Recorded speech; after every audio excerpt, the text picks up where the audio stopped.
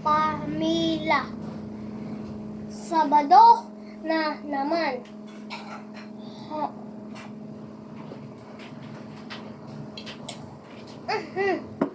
Dito. Tulungan ko ang nanay sa mga gawaing bahay.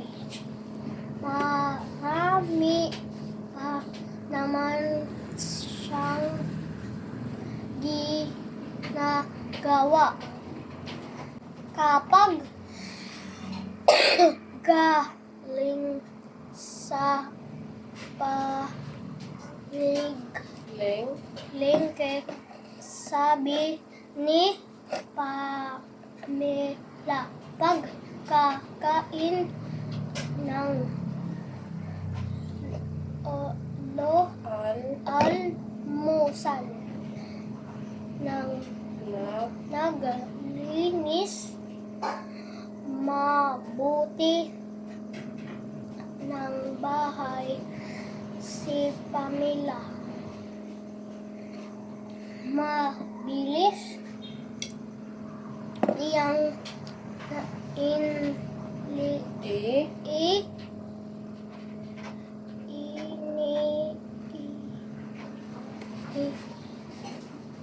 ligpit ang nakakalat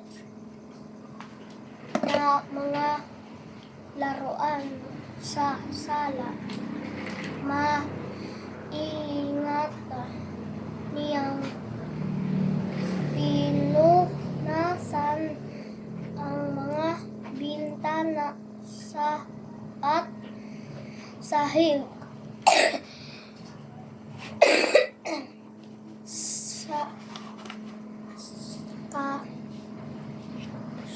Siya nang nagwalis pagkatapos maglinis ay kinuha niya ang kaniyang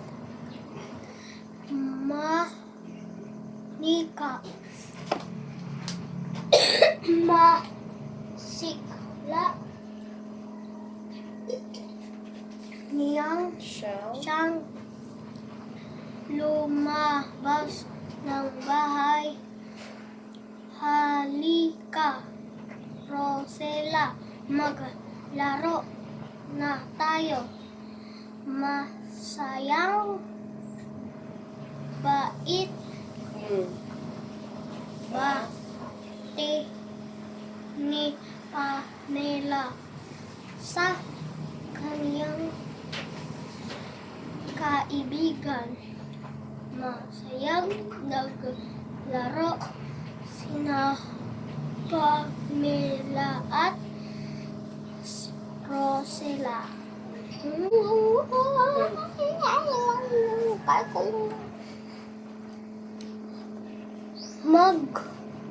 Magtulungan tayo.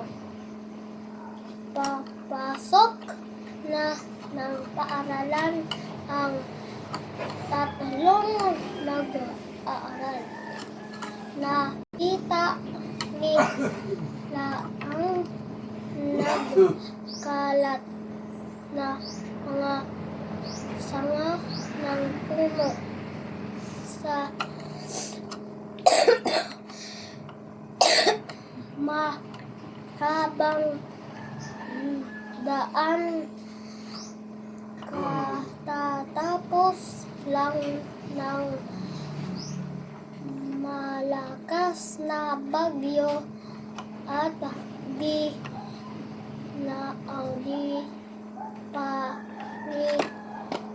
nalilinis ang ilang kalsada. Pagdating sa paaralan,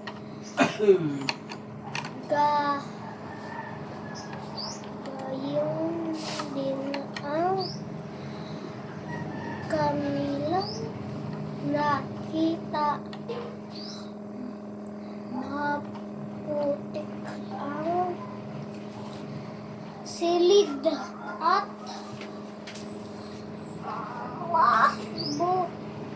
Du.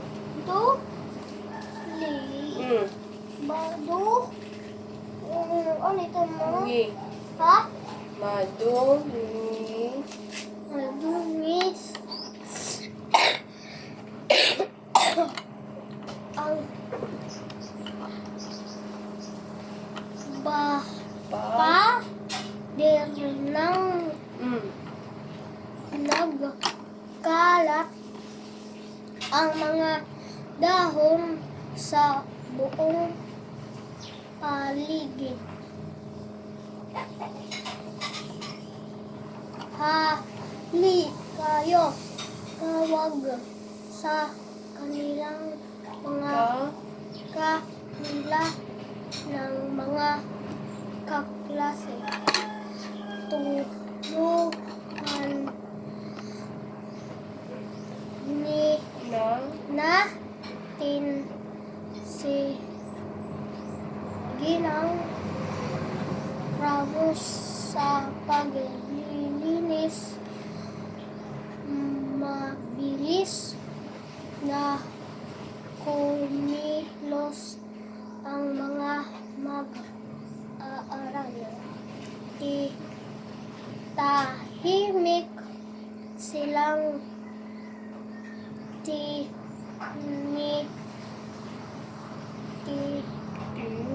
tingnan ni Ginang Ramos. Maraming salamat mga bata.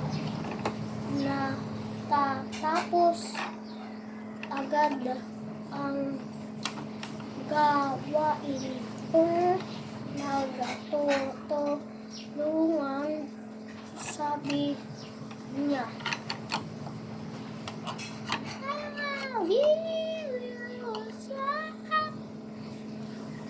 Ang asong gubat, kaibigan, marami kong laman. Alam na hindi anak, hindi mo alam pag malaki ng asong gubat. Sa pusa ang ano ito? Psycho magnap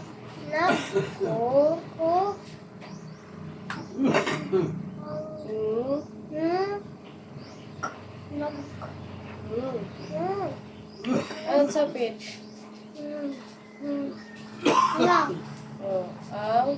Ang husay ko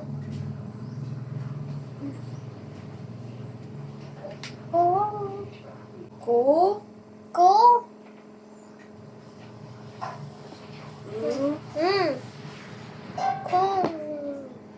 Et sapit?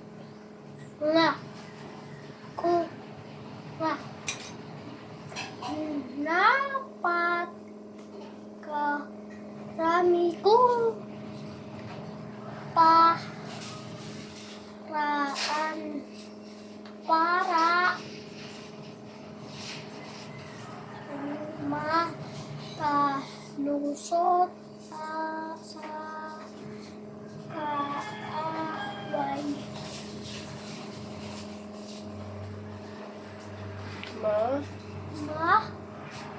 Di dali ko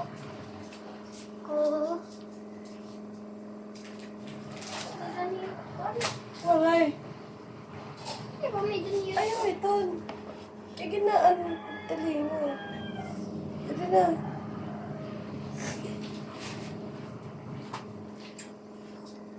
manggubat.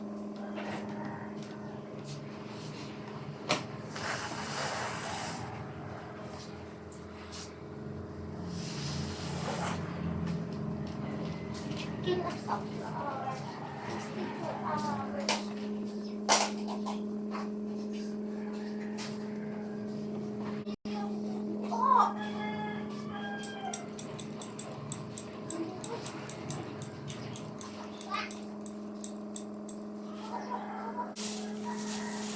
Hay na. Ma. Dali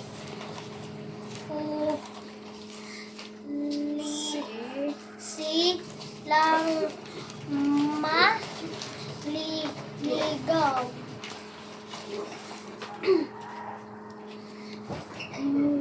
Mabuti ka pa sagot ng pusa. Ako, isa lang ang alam kong paraan. Dumating ang isang Pang. pangkat ha? Dali.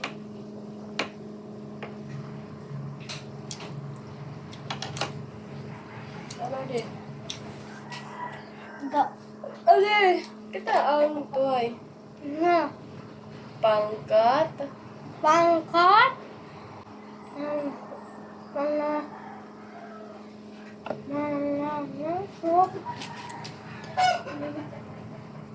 mabilis na umakyat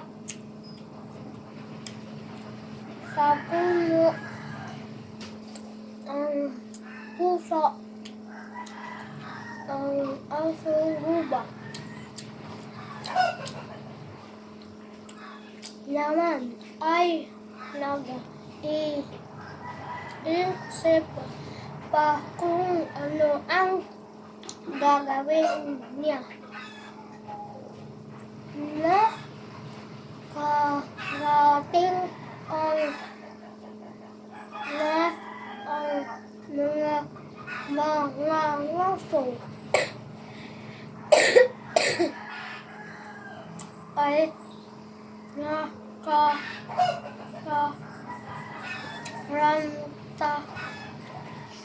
pa sa pagtakas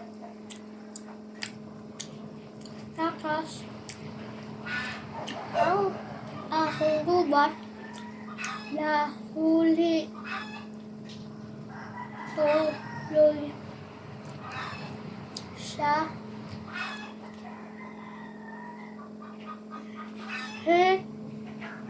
hinala nila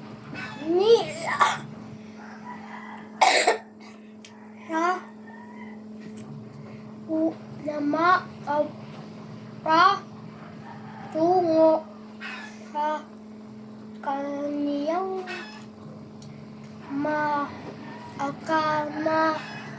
kamatayan.